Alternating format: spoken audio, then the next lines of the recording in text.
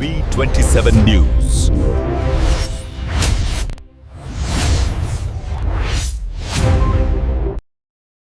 Hi hello నమస్తే welcome to V27 news. నేను మీ సుజాత. మన కరీంనగర్ పట్టణంలోని 21వ డివిజన్లో ఉన్నాము. కోట శ్యామ్ కుమార్ వారి దగ్గర ఉన్నాం. వారి గురించి వారి మాటలోనే తెలుసుకుందాం. ఓకే సార్, మీ రాజకీయ ప్రస్తావం ఎలా కొనసాగింది సార్? అతి చిన్న వయసులోనే మీకు రాజకీయంలోకి రావడానికి గల కారణాలు ఏంటి సార్?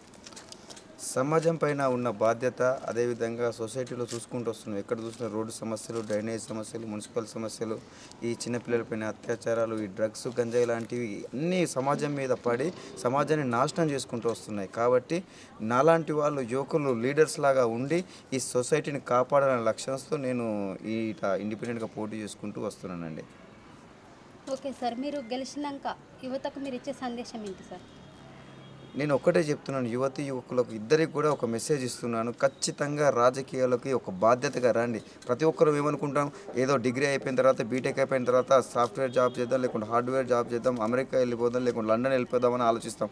కానీ మన కాలనీలో ఎన్నో సమస్యలతో మన కాలనీలన్నీ కూడా మురుకు పడిపోతున్నాయి. ఎవరు ఆ మురుకు కూటంలో దిగి ఎవరు దాన్ని బాధ్యతగా శుభ్రం చేయాలి? అది కూడా మన బాధ్యతనే కదా. ఎప్పుడో ఒకసారి ఇక్కడికి వచ్చి ఏ కాలనీకి వచ్చి సాఫ్ట్వేర్ చేసుకుంటూ హైదరాబాద్లో వండుకుంటూ మన కాలనీకి వచ్చి కార్పొరేటర్ బాగాలేదు, ఎమ్మెల్యే బాగాలేదు అని తిట్టే కంటే బదులుగా మీరెందుకు చేయకూడదు? ఖచ్చితంగా మీరు వచ్చి ఈ సొసైటీకి, మనం పుట్టి పెరిగిన సొసైటీకి, గ్రామానికి మనం సేవ చేసుకునే అదృష్టాన్ని ఈ రాజకీయంగా మనకు వస్తుంది. కాబట్టి ప్రతి ఒక్కరు కూడా ఆలోచించి విజ్ఞతగా ఈసారి రాజకీయాలకు రాండి. యువత ఎంత ఎక్కువగా వస్తే ఆ విధంగా సమాజం, అదేవిధంగా మన ఊరు, మన గ్రామాలన్నీ కూడా మారుకుంటూ వస్తాయి. తద్వారా దేశం కూడా డెవలప్ అయిన దేశంగా పేరొందుతుంది. ఓకే సార్, ఇప్పుడు మీరు గెలిచిన తర్వాత చేయబోయే ముఖ్యమైన 100 రోజుల్లో మీరు చేయవలసిన ముఖ్యమైన పని ఏంటి? ఖచ్చితంగా మా ఏరియాలో ఉన్న డ్రైనేజ్ సమస్యలు, రోడ్డు సమస్యలు మేరు పట్టడిగా ఎక్కడ చూసినా కూడా ఇలాంటి సమస్యలు వస్తుంటాయి. ఇలాంటి సమస్యలు అన్నింటినీ కూడా నేను తీర్చడానికి సిద్ధంగా ఉన్నా. అదేవిధంగా మా కాలనీకి నేను 21వ డివిజన్ నుంచి నేను ఇండిపెండెంట్ అభ్యర్థిగా పోటీ చేస్తున్నాను. నాది బ్యాట్ గుర్తు.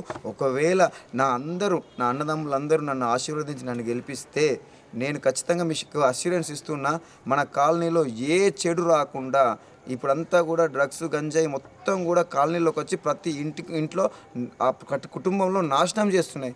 అలాంటి వ్యవస్థ లేకుండా నా కాలనీ అన్నిటి కూడా ఒక నిఘా కేంద్రంగా ఉంచి ప్రతి ఒక కంచెలాగా నేను కాపలా కాయడానికి సిద్ధంగా ఉన్నాను. నాకు ఒక అవకాశమే అని కోరుచున్నాను కూడా. ఓకే సార్, మరి ఇప్పుడు మీకు ఫండ్స్ రావు కదా, మరి మీరు ఏ విధంగా అభివృద్ధి చేయాలనుకుంటున్నారు సార్? ఎవరన్నారు ఫండ్స్ రావని?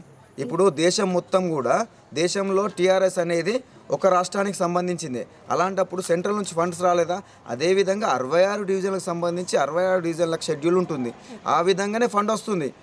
ఎవరికైతే చేత కాక ప్రజలను మోసం చేసి వేరే పార్టీల పైసల కోసం పోయి ప్రజలకు ఏమని చెప్తారంటే, అందరూ కూడా ఈ మనకు ప్రభుత్వం మీద ఉంటేనే, ప్రభుత్వం దగ్గర ఉంటేనే మనకు ఈ ఫండ్స్ వస్తాయని మూర్ఖంగా ప్రజలను మోసం చేసే విధంగా వాళ్ళు చెప్తున్నారు తప్ప, పోరాటం ఉండి సత్తా ఉంటే మనకొచ్చే ప్రతి పైసాను కూడా తీసుకొచ్చి అభివృద్ధి చేయొచ్చు.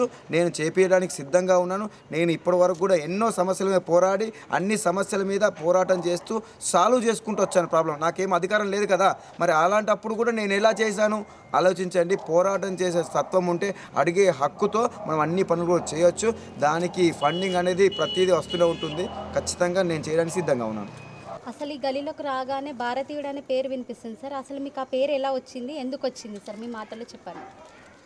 భారతీయుడు అనేది నాకు మన కరీంనగర్ ప్రజలు పెట్టారు. కరీంనగర్ భారతీయుడిగా ముద్దుగా పిలుస్తుంటారు. ఎందుకంటే ప్రతి సమస్య మీద నేను పోరాడుతుంటాను. ఒంటరిగా వెళ్ళి, అది కమల్ హాసన్ భారతీయుడు సినిమాలో ఏ విధంగానైతే న్యాయం కోసం, ధర్మం కోసం పోరాటం చేస్తారు, స్వతంత్రం కోసం, అదేవిధంగా ఇక్కడ ఉన్న సమస్యలపైన నేను వెళ్ళి, నాకు ఏ రాత్రి ఫోన్ వచ్చినా కూడా అక్కడికి వెళ్ళి వాళ్ళ సమస్యలు తీర్చడానికి నేను ప్రయత్నం చేస్తూ ఒక్కరిని నిలబడి పోరాటం చేస్తున్నాను. కాబట్టి కరీంనగర్ ప్రజలందరూ కూడా భారతీయుడు లెక్క నువ్వు పోరాటం చేస్తున్నావు అనుకుంటూ నాకు ఆ భారతీయుడు అనే కితాబు ఇచ్చారు. అదే నాకు ఇంటి పేరుగా ఆ భారతీయుడు కోట శ్యామ్ కుమార్ అనే పిలుస్తున్నారు అందరు కూడా. ఓకే సార్, ఇప్పుడు ఇక్కడ మీ డివిజన్లో ప్రజలు మీకు ఏమేమి సమస్యలు ఉన్నాయని మీ దృష్టికి తీసుకొచ్చారు సార్? మేజర్గా సెక్యూరిటీ లేదు మన డివిజన్స్లో ఎక్కడ కూడా సీసీ కెమెరాలు లేవు. ఎవరు వస్తున్నారు ఎవరు పోతున్నారు కూడా తెలియట్లేదు. అదేవిధంగా ఈ నేను చెప్పాను చూడండి ఇంతకుముందు డ్రగ్స్ గంజాయి లాంటివి కూడా ఈ ఏరియాలో కూడా బాగా వస్తున్నాయని, అదేవిధంగా రోడ్డు సమస్యలు, డ్రైనేజ్ సమస్యలు, లైటింగ్ లేని వ్యవస్థ కూడా మా ఏరియాలో ఉన్నాయి. పార్కులు సరిగ్గా లేవు. అదేవిధంగా స్ట్రీట్ లైట్స్ ఎక్కడ కూడా సరిగ్గా లేవు. ఆట స్థలాలు కూడా ఏవి లేవు. అంటే గవర్నమెంట్ ల్యాండ్స్ ఉన్నప్పటికీ కూడా దాన్ని డెవలప్మెంట్ చేయడానికి కూడా ఎవరు లేరు. ఇంతకుముందు ఉన్నవారు కూడా ఎవరు పట్టించుకోలే. కాబట్టి ఈసారి నాకు అవకాశం ఇవ్వని నా ప్రజలందరినీ కోరుతున్నాను. ఇంకొక విషయం ఏంటంటే నేను ఇప్పటి వరకు ఏ నాయకుడు కూడా తీసుకురానట్టుగా మేనిఫెస్టో తీసుకొచ్చుకున్నాను. వాళ్ళకు 3D వ్యూ ఫస్టే ఇస్తున్నాను. అంటే ఈ రకంగా నా కాలనీలో సమస్యలు ఉన్నాయి, ప్రస్తుతం ఉన్న పరిస్థితులు, నన్ను గెలిపిస్తే నేను ఏ విధంగా చేంజ్ చేస్తాను నా లక్ష్యం కూడా అని ఒక బుక్ కూడా నేను ప్రింట్ చేసుకోవడం జరిగింది.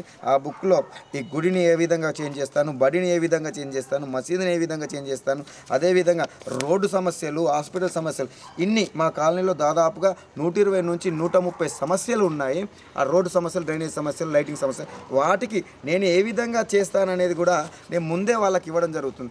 ఇప్పటి వరకు దేశ చరిత్రలో ఏ నాయకుడు కూడా ఈ విధంగా ఫోటోలు చూపిస్తూ ఎక్కడ కూడా ఇయ్యలేదు. ఇదంతా కూడా నా కాలనీలో ఉన్న సమస్యలు, వాటికి నేను తీసుకున్న సొల్యూషన్. ఈ పక్కన అంతా కూడా ఇలాంటి మట్టి రోడ్డుని ఈ రకంగా సీసీ రోడ్ చేయడానికి సిద్ధంగా ఉన్నాను. ఇలాంటి మట్టి రోడ్ని ఈ విధంగా చేయడానికి సిద్ధంగా ఉన్నాను. అంటే ఇప్పటి వరకు దేశ చరిత్రలో ఈ రకంగా చూపించిన వాళ్ళు లేరు. ఈ రకంగా విజన్తో, ఆలోచనతో వచ్చిన వారు ఎవరు లేరు. కాబట్టి నా ప్రజలందరూ నన్ను దీవిస్తారని మనస్ఫూర్తిగా నేను కోరుకుంటున్నాను. ఈ రకంగా ఉన్న బడిని ఈ రకంగా ఉన్న గుడిని, ఈ రకంగా ఉన్న హాస్పిటల్ ఈ రకంగా, అంటే మా ఏరియాలో కూడా ఎడ్యుకేషన్ ప్రాపర్గా లేదు.